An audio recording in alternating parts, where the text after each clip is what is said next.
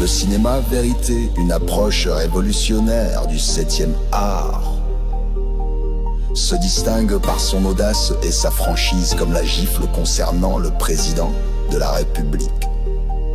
Maintenant parlons de Macron pour ses attirances en pédophilie.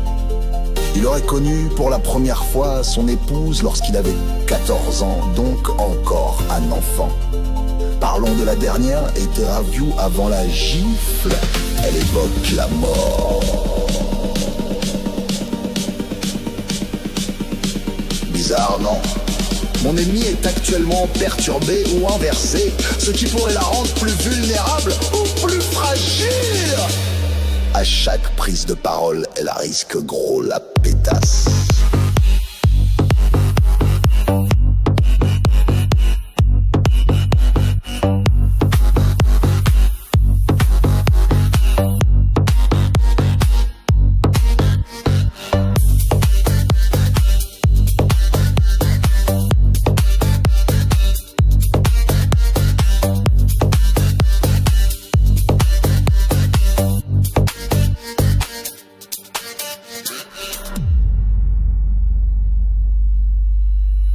Pourquoi Brigitte n'est pas citée dans cette affaire?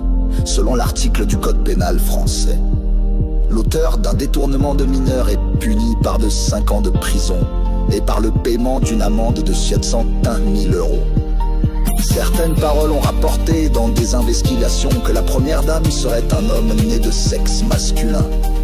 Si cela est faux, selon ceux qui sont derrière elle, alors pourquoi sont-ils incapables de fournir des photos avant ses 30 ans?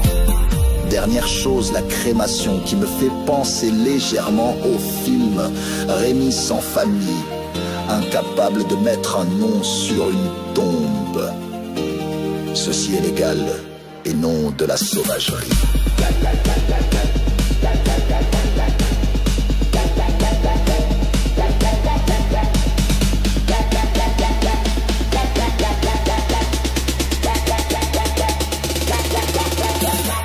Dans un monde saturé de prostitution polie et souvent éloigné.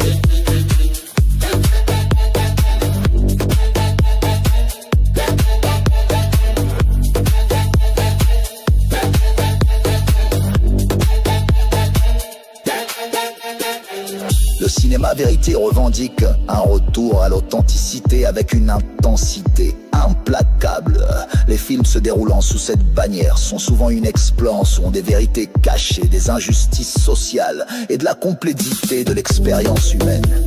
Ils osent dévoiler ce que beaucoup préféraient ignorer, questionnant ainsi notre compréhension du monde. Cette approche, aussi audacieuse qu'engageante, ne se contente pas de représenter la vérité.